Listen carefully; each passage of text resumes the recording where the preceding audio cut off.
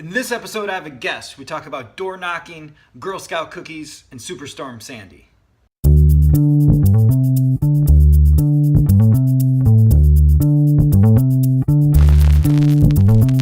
This is episode 26 of the Inside Real Estate Show with me, Darin Persinger, and also with Persinger Group Real Estate. In this episode today, I have a guest with me, Jim Flanagan of Coldwell Banker Flanagan Realty in Toms River, New Jersey. There's something interesting going on in Toms River, and you might be a fan of it. They have passed a code, a rule, regulation. Jim and I talk about what the actual wording of it is, but some sort of code or law that says that real estate agents can no longer door knock on your door to solicit business. Now, maybe you like that idea. I know that with a baby, a barking dog, one of the last things we need is people knocking on our door, which is right there. But Jim and I have an interesting conversation about how does this impact consumers? How does this impact the real estate industry there? And what do they have to do to adapt? So I think you'll like this conversation. Come take a listen to us. Door knocking. Is it a rule? Is it a law? Is it a regulation? What is it and how did it come about? Well, it's actually a code. A code, okay. It's a township code. Well, there's actually two, so let me backtrack a little bit. The original code, the no-knock anti-solicitation or no-knock solicitation code, was enacted back in 2004 in Toms River Township. It actually stemmed. Oh, okay, so it's staying.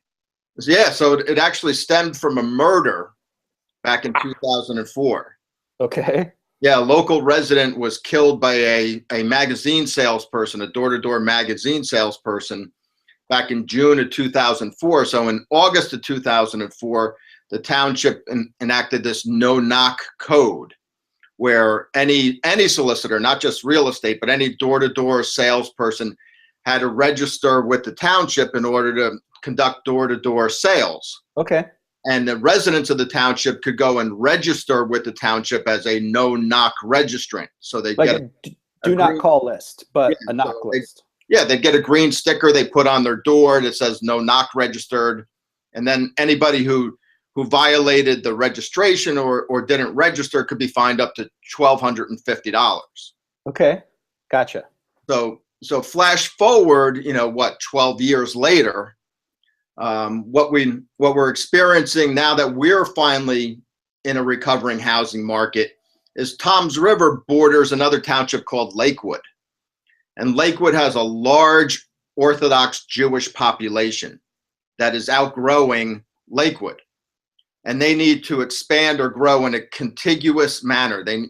Their ethnic and religious beliefs, on Saturdays they have to walk to temple or to synagogue.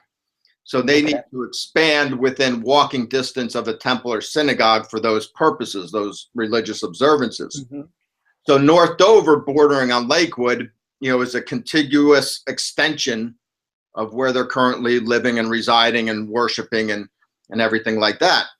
So unfortunately, a couple of unscrupulous real estate practitioners, were prospecting door to door in very aggressive means and manners, and the local residents of this area, were complaining to the township and complaining to each other, and the township started to enforce that code from 2004. Okay. Well, the enforcement was one thing, but it wasn't prohibitive enough to stop what we refer to as the bad actors or those real unscrupulous types. And unfortunately, the township council couldn't discriminate against a select few. They had to paint us with the whole brush. Okay. So what this most recent one that they came out with is the most recent code is specifically 2 geographic areas in the North Dover section where there is absolutely no real estate solicitation whatsoever. It is banned for 5 years. So this is different than the 2004 one, which was just no door knocking. This one is real estate agents, This is no door knocking. specifically real estate solicitors, right? Yep. Okay. So the Girl Scouts can still come and knock on your door and say Girl Scout cookies. Well, they can as long as they register. They're still subject to the original no knock. No, the Girl Scouts don't have to register, do they? No, I'm not sure about the Girl Scouts, but door-to-door sales. Those are the only people I like knocking on my door. The people that want to sell me cookies. Yeah, don't we all? Right? Who can say no to Thin Mints or Samoas. Samoans? Yep. Yeah. Okay. So, how does this impact your business? Your brokerage does business. Well, since my brokerage is located in Toms River, and the North Dover section of Toms River houses, a large geographic area, as well as the demographics up there are some of our higher end properties, non-waterfront. So there are McMansions up there. There are beautiful estates up there. There's some, there's some expensive real estate out there. Mm-hmm. So what this does is prohibit me or my agents, from knocking on expired doors or FSBO doors, for sale by owner doors, or even farming, or the old open house, tell 20s or 2020 1010s. Right. We can't do that anymore. Mm-hmm. In this second,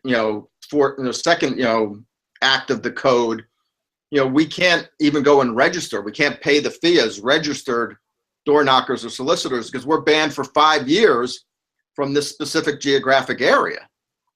So what it does is, we have to go back to the other tactics.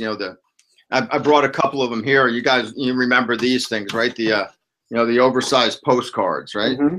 The EDDMs. Mm-hmm. I live in this section of town. So all of a sudden my mailbox is filling up with these oversized postcards. I bet. From real estate agents and their EDDM, so they're not even scrubbing me from the list. Yeah. So the door knocking, does that mean there's no door hanging? I can't put a sticker on the door, just no approaching the door? Nothing at all. No, you can't no door hangers, no leaflets, nothing. Yep. Okay. And so how do you feel about that? Do you like that for your business, that it levels the playing field somehow, or does it take something away from your business? How are you guys adjusting to this as a brokerage? From a broker standpoint, personally, myself, I'm like, okay, it is what it is. We have to adjust, adapt, and overcome. So personally, I'm like, it's obviously this is where we live and do business, and it's the will of the people not to be bothered. We have to accept that, agree with it, and find ways to work within the new codes and the new rules. I have one salesperson who's a very aggressive person that loved door knocking because it differentiated him from everybody else who relied on the phones or the internet or the United States Postal Service. So he feels handcuffed by it. He's frustrated by it. I understand that. I said, it is what it is. We got to get over it and find a way around it or through it, because it's not going to go away for 5 years. So I agree with the principle behind it. I don't necessarily agree with the 5-year ban.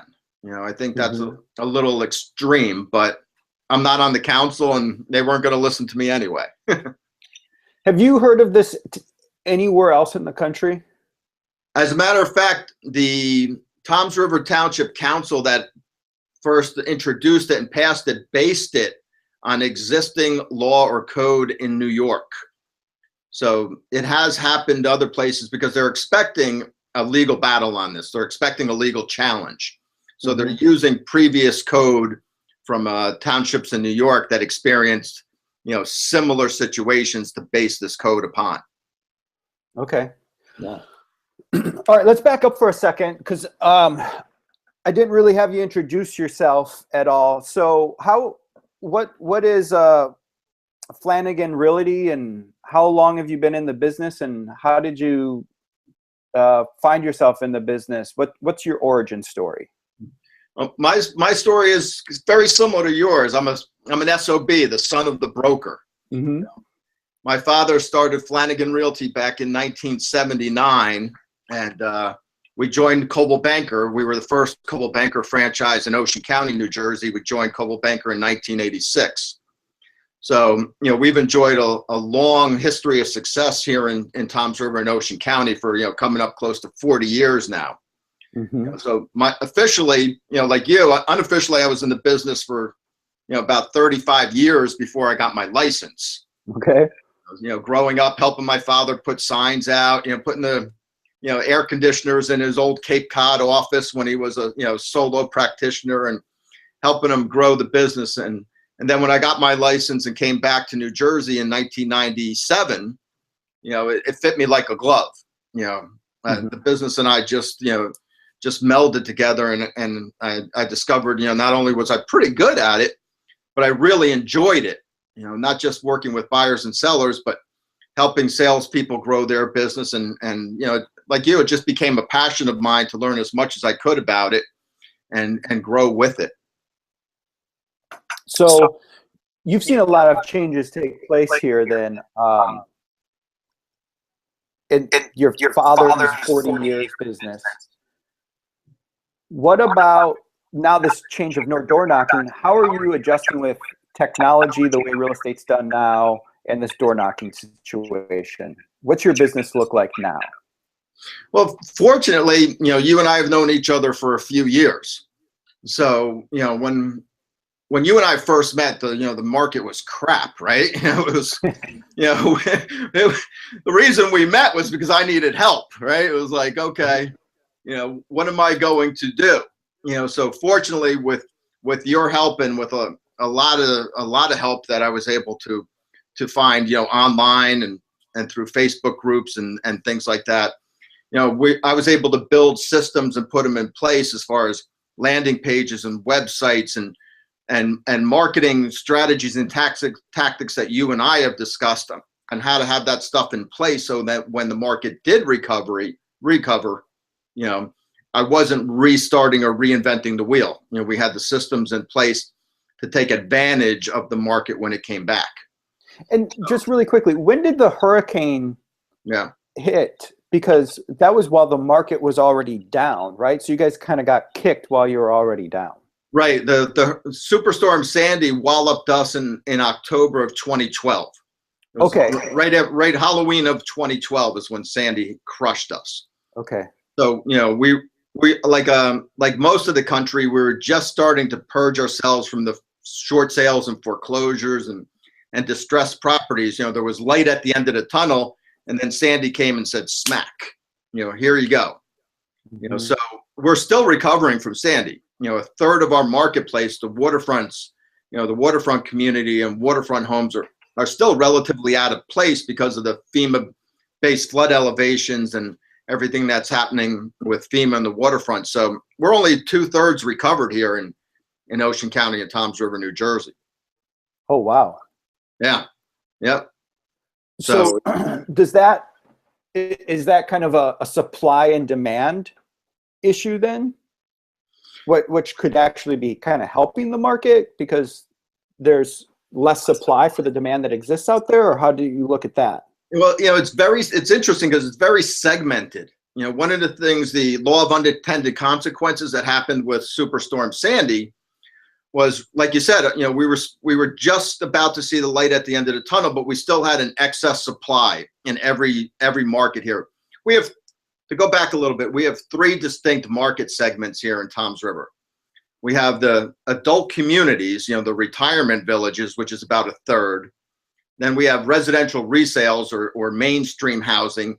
And then we have coastal living or waterfront, bayfront, and oceanfront homes. So when Sandy hit, what happened was about 10,000 of our neighbors and residents lost their homes along the shore. I mean, gone, just in one day, 12 hours, their homes just literally were washed away. So what we did as realtors, the Ocean County Board of Realtors, myself included, a bunch of brokers and agents, when we got power restored and we were able to communicate, and we literally lived on Facebook for the first week as power was slowly being restored. So when we were finally all able to communicate and get together, our first priority was, how do we find homes for these 10,000 people? You know, our neighbors, our residents, our friends. And we looked at our adult community population, which had an excess supply of vacant homes sitting on the market. And we said, okay, we have homes and we have homeless. How can we put the two together? And our local board, the Ocean County Board of Realtors, worked together with the state, the New Jersey Association of Realtors, and with the governor's office, Chris Christie, and the Lieutenant Governor, Kim Guadagno, to go to HUD and say, all right, if we can get our adult communities to allow these 10,000, you know, lack of a better word, you know, evacuees, really, right? You know, in there temporarily as temporary rental housing, you know, let's not penalize them for that. Let's not let them lose their charter with HUD. And HUD Because said fine. I'm assuming it's a 55 and under when you're saying adult housing. Right, 55 and over only. Right. Yeah. Okay. Yeah. So there's people in there under the age of 55 or have kids that want to move into this area, and that would, you can't discriminate against people younger than 55 is what you're trying to do there. Right. Well, legally they can discriminate. They can, Yeah. but the problem would be is if they started letting people come into there, Then they would lose their charter. can't. Right. Okay. Right. Exactly. Mhm. So HUD said, fine, you know, understanding it's an emergency circumstance, we won't penalize them.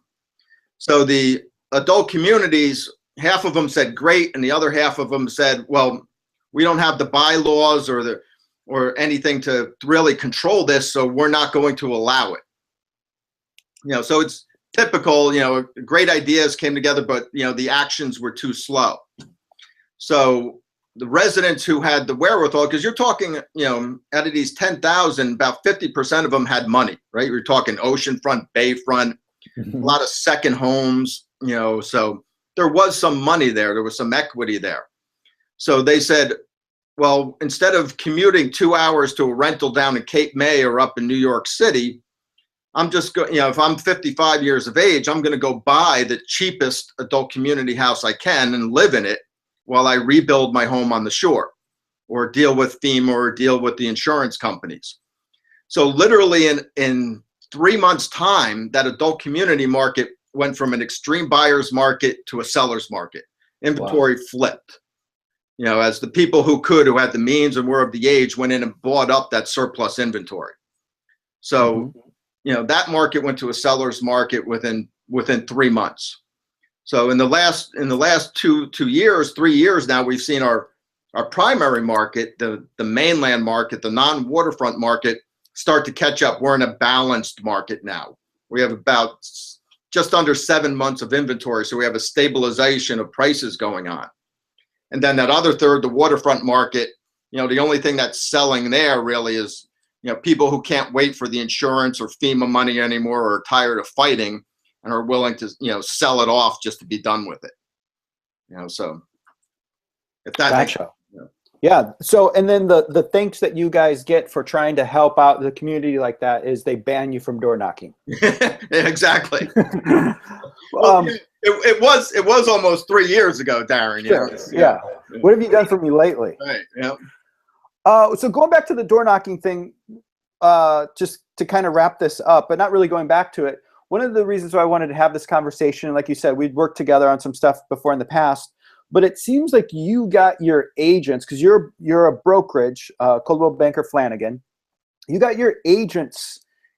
My perception is, at least from what I see online, and that's kind of all that matters. Right. It seems like nowadays. My perception is you got your agents bought in, and you do a Wednesday thing. I think you call it WTF. Right. I don't know. Flanagan. Wednesdays, what? What the Flanagan. Yep, WTF. What the Flanagan. Okay, WTF.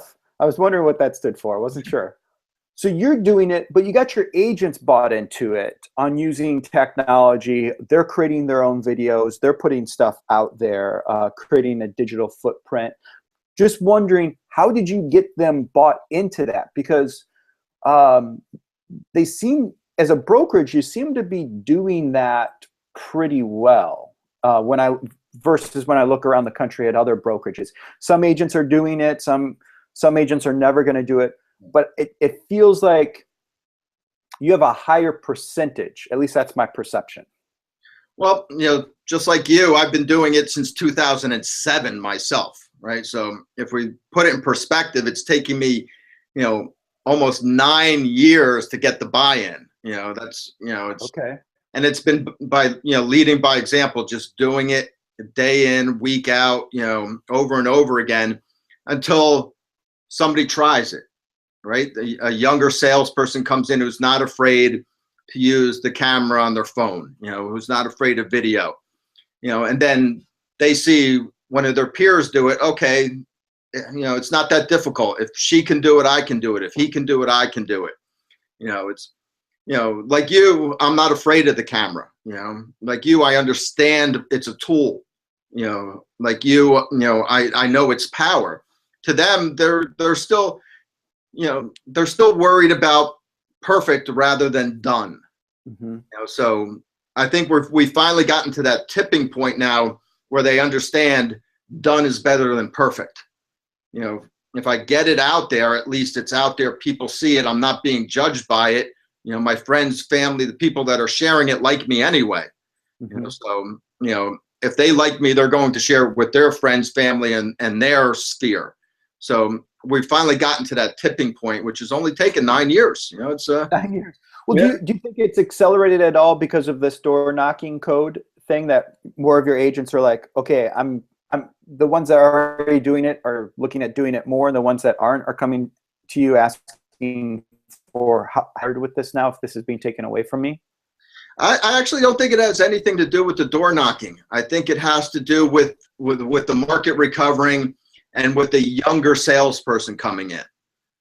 I think we have here in my brokerage a mix of ages like many do, but our average age isn't the standard. We're not average 57. We're more average 47. We're about 10 years younger.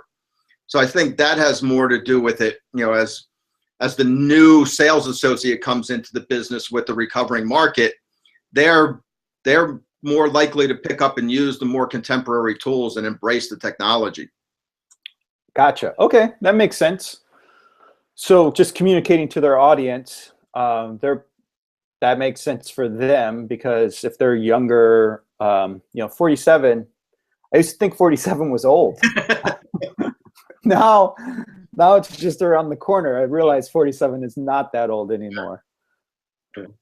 Jim, if someone has questions that's watching this or listening to this online about real estate in your area, what's the best way for them to get in touch with you? The best way, is I'm reachable by my office phone, 732-270-6100. My cell, 908-7838-682. Or email jim@flanaganrealty.com, or just Google Jim, or Flanagan Realty. With your help, I'm pretty Googleable, if that's a word. Pretty Googleable. Right? No, I think you made that up, but I like that. Or awesome. Or Google What the Flanagan. Go to YouTube and YouTube What the Flanagan. There you go, and then all your videos pop up. Awesome. Well, Jim, thanks for joining me on Inside Real Estate Show, and keep up the good work out there. Darin, thanks for having me, and thanks for helping me.